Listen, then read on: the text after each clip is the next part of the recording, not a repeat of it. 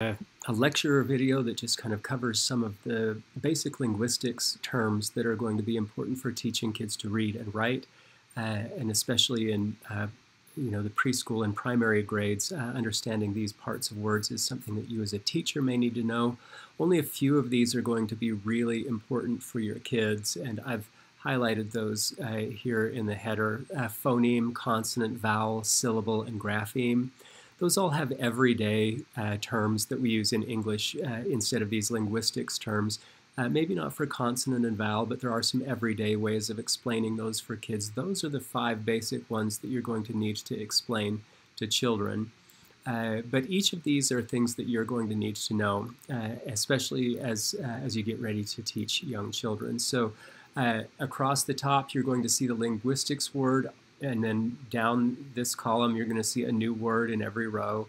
I give you a definition, I give you an example, and then I give you some ideas on how to quick practice this and get ready for the quizzes that will be coming up on this.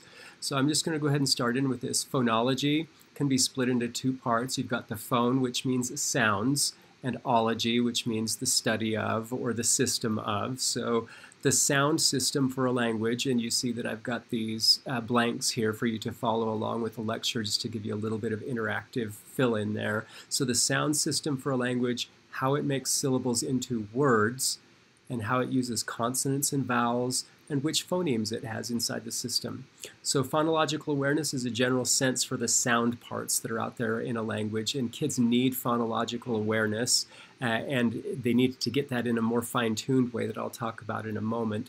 And phonological awareness is usually gained by experience with language, including singing songs, doing rhymes, poems, doing tongue twisters, all sorts of word games that you can do, including singing and so on. The key thing that you'll see here is that the phonological awareness is something that kids already come equipped with. They already know what is basic to English because they speak English words all the time, but they haven't always broken it down. So some kids come into preschool classes, kindergarten classes, first grade classes, and they need to be taught how to do things like recognize rhymes and recognize what the first sound in a word is and those types of things. A quick way that you can check your sense of phonology is by checking which things don't work for our language. Why do these words not work for English over here? That will give you a sense for your own phonological awareness. Anything that English has but other world languages don't have should give you a sense for some awareness of the phonology as well. You see this term syllable, it's bolded because that's one of those 5 terms that you're going to need to teach to your kids. So a syllable is a vowel phoneme and the consonants around it. So a vowel sound and the consonants around it. The best way to count syllables or tell how many syllables a word has it in English is to put your hand underneath your chin while you speak. Anytime you have to drop your chin, you're opening your mouth, and you're usually saying a vowel sound when you're doing that. Vowel letters aren't what makes syllables, it's the vowel sounds that make syllables. So you can see an E at the end of cake or an E at the end of little. That doesn't make an extra vowel sound with that letter. So it's not cakey or little-y. And in English words like worked, we don't say that letter E in there, it's just worked. So there's no vowel in there, and you don't worked.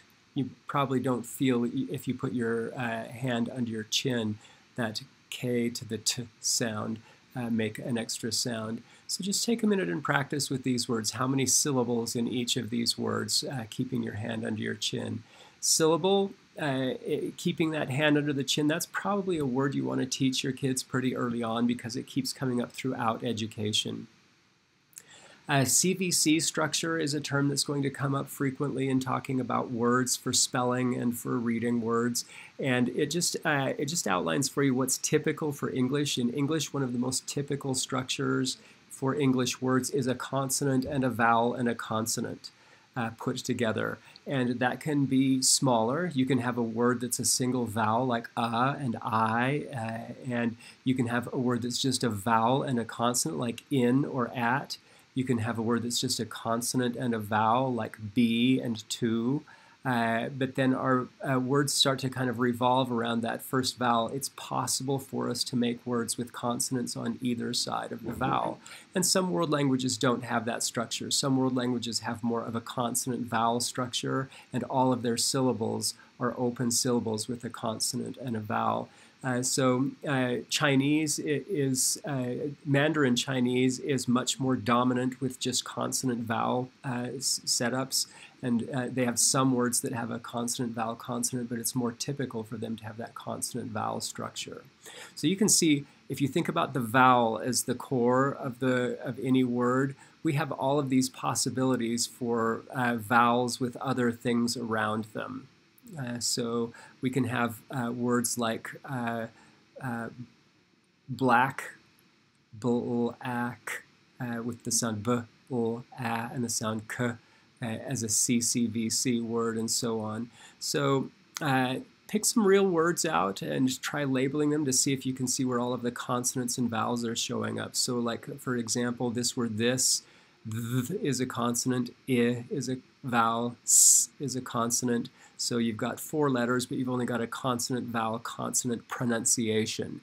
And the way a word is said is part of its structure, and the way a word is written is a different part of its structure. And those two things don't always match up in English. So this is another trick. Ch, CH only makes one consonant sound, so a C, a V, and a C. So that word is a CVC word. So what would a word like b, l, u be? Hear those 3 sounds? Consonant, consonant, vowel, and no consonant at the end. So trapped. How would you parse that into consonants and vowels? T, a, p, t. Trapped. It's more like a consonant, consonant, vowel, consonant, and then another consonant, right? So think about that. Come up with other words and kind of parse them out to see if you can figure out how do they match up with some of these patterns. And I don't have every single possible combination there, but you get a sense for the variety and how English words can be made with consonants and vowels by just looking around that vowel core. Okay, so phoneme awareness and phonemes. A phoneme is the smallest meaningful sound in a language. With kids teaching, we'll just call them sounds. Usually we'll avoid teaching linguistics terms like phoneme if we can, and get right down to what makes sense for young kids. So phoneme awareness is a predictor of reading success, and that's a sense for each specific sound that makes a difference in and between words. And you can see the examples over here. The difference between map and mop is just a little change in that vowel sound, and you can see that in writing it's a change in a letter. Map and tap, the initial sound is what's changing, and between map and mat, it's that final sound that's changing, and in these words, of course, also the letter is changing. So take a minute and try to go through some of these and see how aware you are of the phonemes or individual meaningful sounds there are in the words. Okay. 2 basic kinds of phonemes are in English: a consonant phoneme and a vowel phoneme. And you'll have to teach these to kids as well because they need to be super aware of the difference between consonants and vowels as they're learning to read and write words. So what's the blank here? A consonant phoneme is a sound that is blocked or stopped somewhere in the mouth, either with the lips, the teeth, or the tongue. Some way of shaping the lips, the teeth, and the tongue creates an obstruction for the air.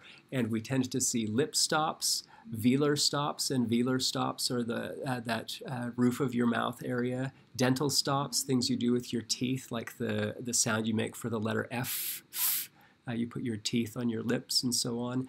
And also fricatives you tend to make by putting your teeth together. If you say the SH sound, sh, you can usually tell that your teeth are together and you're doing your tongue in a very specific way to get that sound to come out. So check these questions out just to do some practicing. What are the consonant sounds that you hear in different words as opposed to the vowel sounds? So a sound that is a vowel that's made with the vocal cords and the shape of the mouth. So we can also say that these are singing sounds, and as opposed to stopped sounds, these are open sounds. So these are vowels that can be more open and more closed, more shaped at the front of the mouth, more shaped at the back of the mouth, but in general, these are sounds that are open. So key to remember which vowel is always super lax instead of tense. It's that schwa vowel sound, which is usually written in academic language with an upside down letter E. You'll see that in dictionary pronunciation guides and so on. That upside down letter E is pronounced which is that schwa sound. So just think about vowel phonemes with the practice over here. What's the vowel sound in wool, put, and took? It's that sound.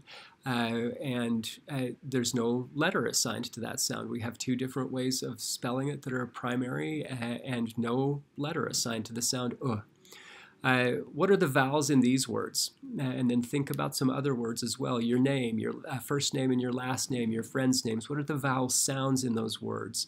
And if you want to think about how those sounds match up to letters, that's great. But mostly what we need to do in primary grades is get kids tuned into what these vowel sounds are. We have upwards of 18 vowel sounds in English and only 5 letters to cover them. So that's a huge problem. Okay. An allophone is a sound that changes the sound before or after it because you're getting ready to say that sound next. So allophones come from changing one sound as you're anticipating the next sound. And the best example that I have that is the I sound in ing, like in ring. And if you listen to that, it sounds very much like you're saying an E sound instead of an I sound. You can carefully say ring, but it sounds a little bit too nasal, like you have a cold. So we kind of E it because we're flattening out the mouth to say that ng sound, and so it changes the quality of the vowel. So we don't say ring, we say ring, and kids will hear that E instead of an I, and we need to get people in tune to some of those allophones in English where just the way that it's said doesn't really match the way that it's spelled or the way that we think it should be said because of the letter that's there. So a key example of an allophone is that the voiced or vibrating vocal cords change the S at the end of words in English. So if you have the sound N, feel your throat. You can feel that N. It's vibrating. So the N in bin changes the S at the end to bins instead of bints. So, but if you have bit, which does not vibrate, the S is pronounced like a normal S sound, bits. Now, let's take that bits and let's change it into bid, like bidding at an auction. So that's a voiced D, and it changes the S at the end. You don't say bids, you say bids. So a voiced consonant changes that S at the end of words into a voiced Z instead of an unvoiced S. And that's another example of an allophone that you use it every day. Okay. Phoneme awareness, this one should probably also be bold-faced because this is fundamental for you in teaching primary grades. This is an ability to demonstrate how single phonemes, or sounds, change the meanings of words. An awareness that words are made up of sounds. And not all kids come primed to understand that words are made up of separate sounds, and starting to talk about sounds is an important part of your curriculum. So you can do all sorts of activities to add, change, drop sounds out of words and get kids queued up to that. By the time you're in late kindergarten and first grade, though, you really want to shift towards phoneme blending, which is putting words together from sounds. So you could take a sound like let's just take an animal like an elephant. If you just stretched out all of those sounds, elephant, and then ask kids to put that together into one word, it takes a long time for all of the kids in your class to get to where they can actually do that because it's pretty abstract. So you'll probably start with smaller words like dog or like the kids' names themselves so that they know that the sounds kind of put together to form something that's meaningful. So segmenting the word dog, I would say dog, and then ask the kids to blend that together for me into a real word. The flip side of that is that I could tell them the word dog and ask them to slow it down and stretch out all of the sounds for me. So spend some time playing with phonemic awareness, as you'll see over here. We'll have some specific tests, quizzes in the class just on phoneme awareness. Phonological awareness I already talked about above. What kinds of patterns do we have in our language? What phonemes do we have? The entire system of sounds that we have in a language.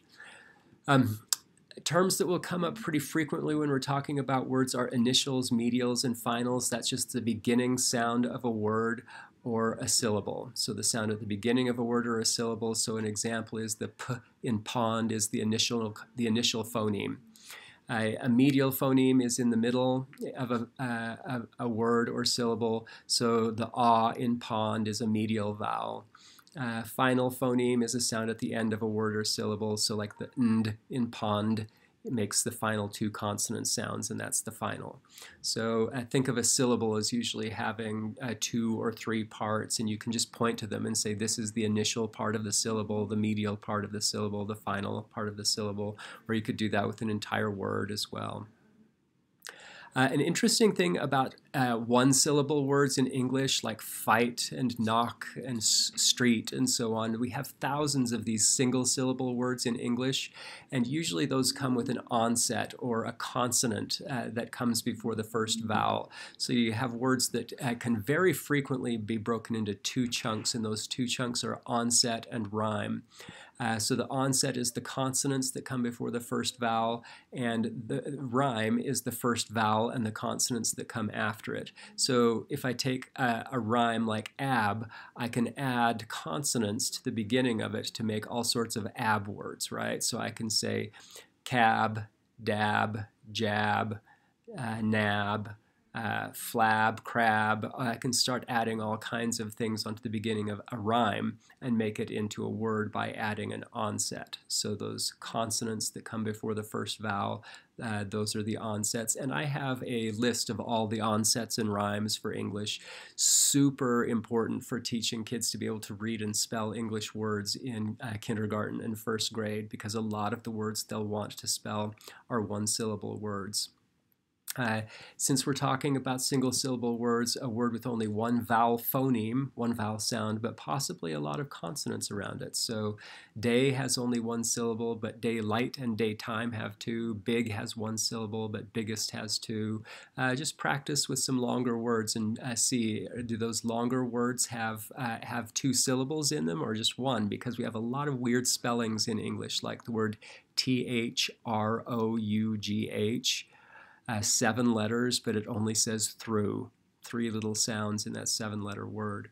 So just check that out with some of these and think of other words yourself. Multiple syllable word, a word with 2 or more vowel phonemes. So difficult has 3 syllables. 100 has 2 syllables. About has 2 syllables. We check for multiple syllables by putting our hand under our chin again to tell whether our chin moves up and down for that opening of the vowel. So I just try these 4 words here and some other words that you're thinking about. Booked is a trick word. How many syllables do these have in them? Along with the CVC structure that we're talking about, a CV syllable is open. It's a syllable that ends with a vowel phoneme. Words like be, do, and hi are open syllables. Drama has 2 open syllables. Into has a closed syllable but ends with an open syllable. So the closed syllable is in and the open syllable is to. So it's a consonant vowel ending with a vowel. Just check that out. Are these open syllables or closed syllables? Do they end with a consonant sound or a vowel sound? A closed syllable is a syllable that ends with a consonant phoneme. So in, at, or, and are closed syllables. And here's a list of words to practice that with. R-controlled syllables and L-controlled syllables. The vowel sound in these syllables isn't what you'd expect and changes, and this is a specific form of allophone in English. So it changes because it's followed by R, or changes because it's followed by L in print, but in sound it's followed by or ul, and this is an example of an allophone. So examples here, in a closed syllable with letter A, we would expect the vowel to sound like it does in the words cat, tan, and back. Those are all closed syllables with that a sound, short A sound. But then listen to car. We don't say car, we don't say tar, we don't say bal, we say car, tar, and ball. So the sound and the sound, those glides that are consonants, look those up on your APA chart and see where they come. Because of where they are in the mouth, they behave a little bit like vowels, and so they change the vowels that come right before them. So and are often going to change the way that you say a vowel sound. So look at this list of words and just think and talk about how the at the end is changing things. And then what are some of the words that end with where it changes how the vowel is pronounced? Another key term here, grapheme. This is the smallest meaningful element of writing in a language. We call English graphemes letters. The whole set of graphemes is called the alphabet. English graphemes are made with lines, circles, and curves. So an example of this is that W is a grapheme made of slanted lines, but these slanted lines are not in and of themselves letters, are they? So they're not graphemes. A vertical line could be a grapheme, right? Just a straight up and down line, because that could be a lowercase l or a capital I. A single circle, just a simple circle, is that a grapheme? Yeah, because it's the letter O, right? An open curve can be like a letter C, but a backward curve that's open, like the one you see here, that's not a grapheme in English. So we use our curves and our sticks in English to make letters in very specific ways, and some of them are graphemes and some of them aren't if we just start drawing lines and sticks. So which of these in this list here are graphemes? Which ones are specific letters in English, and which ones match up to sounds in very specific ways? So think about that. We'll come back and talk about how these match up to sounds a little bit lower. Consonant graphemes are the letters used to write consonant sounds. So the letters used to write consonant sounds. So consonant graphemes, so we have consonant phonemes, which are the sounds, and consonant graphemes, which are the letters. And think about that. Graph is for writing, phone is for sounds, right? So graphemes and phonemes. So emes are the smallest units of something in a language, so the smallest writing bits, and phonemes are the smallest sound bits. So there you see all of our English consonant graphemes. We have some weird ones in English, so the QU and the X. You really never see Q without a U, and it makes that qu sound. And X making that x sound. What's up with that letter? Where do you see it usually? You usually only see that in a word final or a medial position. You rarely see an X at the beginning of a word, which is kind of a shame because our alphabet books usually have X at the beginning of a word, and it's more useful to show kids that it's important in words like fox and six and so on. Which three consonant graphemes are commonly used when spelling a vowel sound? You can see those down here. Often we throw in a Y, a W, or an H to help us make some vowel sounds. You can see some of the examples there. Which consonants can make more than one sound? You've got, for example, your letter C. Which two sounds does that make? You've got your letter G, two sounds for that one. Are there other letters that do two things or more things? Which consonants can be combined together to make a single sound? We'll see that in a minute. And which ones can be combined to blend together different consonant sounds? Those will come down lower. Vowel graphemes, A, E, I, O, and U, sometimes Y, sometimes paired up with W and H. So vowel graphemes are the letters used to spell vowel phonemes. So take these examples and these examples over here and think about how vowel graphemes work compared to vowel phonemes working. Again, we have 5 of these letters assigned to vowel sounds, but we have upwards of 18 different vowel sounds. So this is where a lot of the problems come from in reading and writing words and thinking about the patterns that show up in vowel graphemes is going to be one of the main problems that you help kids solve in kindergarten and first grade. Okay, a digraph, 2 letters is how that breaks down, 2 writings, 1 sound spelled with 2 letters or 2 graphemes. So we'll talk about those a little bit below, but a digraph for consonants is usually TH, WH, SH, CH, PH, and GH, the beginnings of words, but also at the end of words like CK and LL. You have two letters, but they're only making one sound. Two letters, one sound. Digraph, one phone, one sound. Okay, so a consonant digraph, those are the typical ones.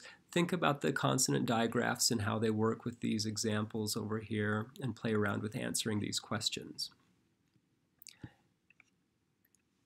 A vowel digraph is one vowel sound spelled with two letters or two graphemes.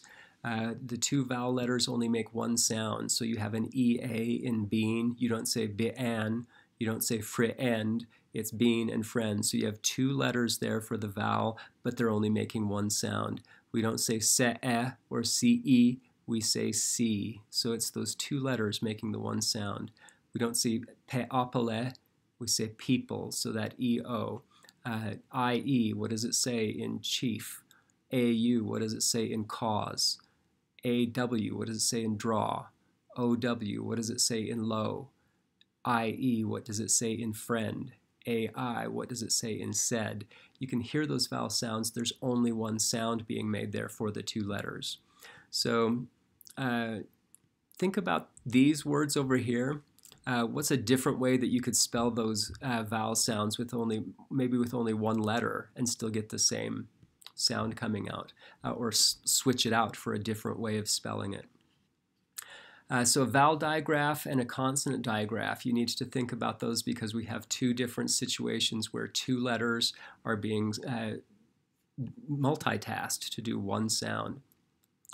A blend, however, is different, and the cue for your blends is always going to be this word blend itself. It's two or three consonant vowels with consonant sounds with no vowel in between. The mouth changes position or the tongue changes position without opening up for a vowel. So the word blend has an initial blend bull and a final blend nd with the vowel eh in the middle of it there. So bull, burr, cur, cul, dur, dw, fur, full, sl, st, sp, spul, stir, and others. We have a lot of blends that we can have at the beginning and end of English words. And we can have consonants at the end of the word and add an S or an ED at the end of them and have a S or a T or a D sound pop onto the end of a existing consonants. So just look at it. Does this look like an English blend? Drin, strzik, mbwala, spltir, dwin. That one's a trick for you because DW, like in dwarf, is an English consonant blend, right? How about at the end of words? Do those look like English consonant blends or do they look strange to you? Okay, so blending two sounds together.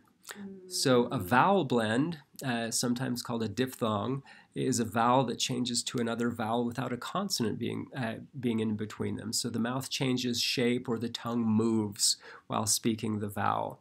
So think about a sample word like idea. The ia at the end of that, it's not idina, it's not idela, it's idea. And you have an e changing to an ia sound going on there. So at the end, the E and the each get pronounced separately, not together, like the EA in bean. So seeing those two letters together can sometimes be confusing for kids, and kids do need to be shown when vowels are each saying their own thing next to each other. So another word like that is radio. So radio, I-O at the end. Video is another word. So try hearing the two vowel sounds in the words that are in the list there and see if you can get that sense for what a vowel blend is. We're down at the end. So a lexeme. Lexemes are base words with meaning, which can change depending on time, relationships, and number, and so on. So cow, meat, and green are lexemes or words. We can just think of those as words sometimes, but it's usually just the base word. So cows is a word, but cow is the lexeme there, and you add an S to the end of it to make it into cows. Meat, you add a S, meats, you add an ing, or you change the E to an E and you get met. So those changes that you make to a lexeme kind of give you a sense for what the root is, or the main lexeme.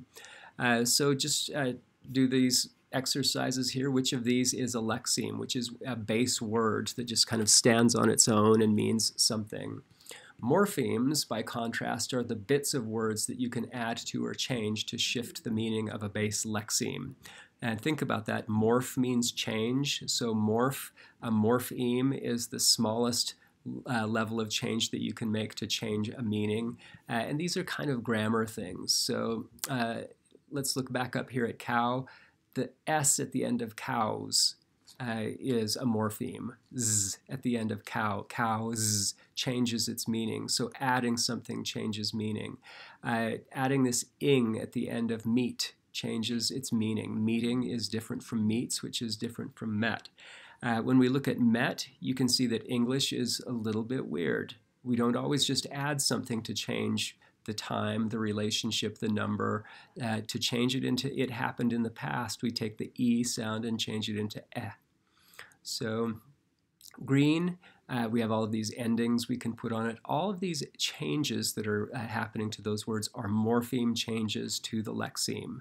So changes to the base word. So run is a base word, but if it happened yesterday, it's ran. If I'm doing it now, run changes to running. If it's run, but she's doing it now, she runs. Each of those is a morpheme change to that base word run. So really often morphemes are affixes, little things that you tack on to the beginning or the end of a word. But morphemes can also be phonemes inside the base words that change. So run to ran, be can change all the way over to is, have can change to had, which is strange.